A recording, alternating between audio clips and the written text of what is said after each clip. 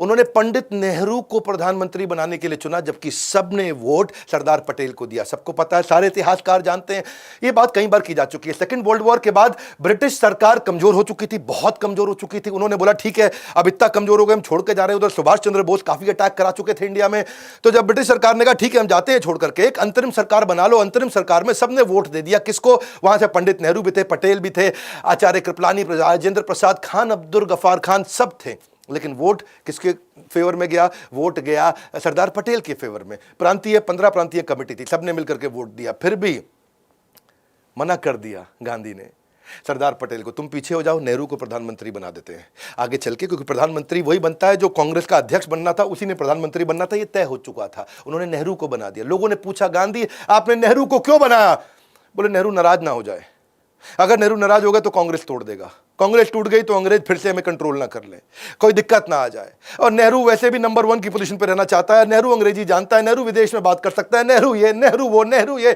उस चक्कर में उन्होंने नेहरू को फिर से आगे लिया। जनता के खिलाफ जाकर के सरदार पटेल को आगे बढ़ाने की जगह, वो जानते थे सरदार पटेल मेरी सारी बात मान जाते हैं, उनको साइड किया। नेहरू का एक अपना स्टाइल है, वो बढ़िया सफारी सूट में आते, हाथ में पाइप लेके, गुलाब का फूल टांग के, अंग्रेजी में बात करते हुए अंग्रेजों के साथ नेगोशिएशन करते थे। तो गांधी ने कहा देखो इंटरनेशनल अफेयर ये संभाल लेंगे, कोई बात नहीं सरदार पटेल, भारत में तुम संभाल लेना। तो विरोध के बावजूद पंडित नेहरू को कांग्रेस में आगे बढ़ा देना, विरोध के बावजूद नेहरू को फाइनल कर देना, इसलिए कि कहीं कांग्रेस ना टूट जाए, ये गांधी की मजबूरी थी। ये गांधी के लिए मजबूरी था या जरूरी था, वो निर्णय आप लेंगे, क्योंकि गांधी के लिए हमेशा एक पर्पस था, एक कॉज था, जिससे वो जस्टिफाई करते थे उसको।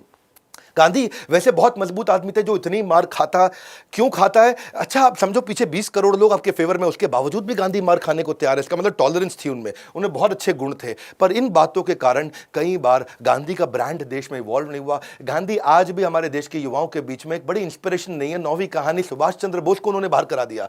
सुभाष चंद्र बोस जीत चुके थे, सुभाष चंद्र बोस इलेक्शन लड़े कांग्रेस में सीतारमैया के अगेंस्ट, सीतारमैया गांधी बोले मेरा कैंडिडेट है। सुभाष चंद्र बोस उनके कैंडिडेट को कैसे हराए? 1375 वोट सीतारमैया को मिले और 1580 वोट सुभाष चंद्र बोस को मिले। तो जब इतने वोट मिले, सुभाष चंद्र बोस जीत गए, गांधी बोले ये तो मेरी हार है, सीतारमैया की हार मेरी हार है, क्योंकि मैं सीतारमैया के फेवर में हूं। सुभाष चंद्र बोस को गांधी पसंद नहीं करते थे। सुभाष चंद्र बोस का क्या, वो बड़े फेवरेट हो चुके थे, और वो थोड़ा तुम मुझे खून दो मैं तुम्हें आजादी दूंगा टाइप्स थे।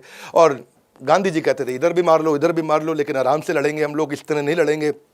उन्होंने जीतने के बावजूद पूरी जान लगा के सुभाष चंद्र बोस को हराने के लिए उन्होंने जान लगाई थी। जान लगाने के बावजूद जब सुभाष चंद्र बोस जीत गए, तब बोला रुको, खत्म, रिजाइन कर दो, यहां से निकल जाओ। सुभाष चंद्र बोस उनके आइडियल शिष्य थे। उन्होंने बोला मैं जानता हूं हमारे रास्ते अलग हो सकते हैं, पर मकसद एक है। सुभाष चंद्र बोस बाद में विदेश चले गए, मैंने उन पर पूरी केस स्टडी बनाई। उन्होंने सुभाष चंद्र बोस को जबरदस्ती रिजाइन कराया था। इसमें मैं गांधी को विलेन नहीं दिखा रहा हूं, मैं उनकी विचारधारा बता रहा हूं। उनकी विचारधारा यह है कि देश में जो देश की टॉप लीडरशिप है, उसके हिसाब से सब चलना चाहिए। ऐसा नहीं सुभाष चंद्र बोस अपनी ढपली बजाएं और नेहरू पटेल अपनी ढपली बजाएं और मैं अपनी बात बोलूं। तो वो चाहते थे कि भाई, इसलिए उन्होंने सुभाष चंद्र बोस को बाहर किया।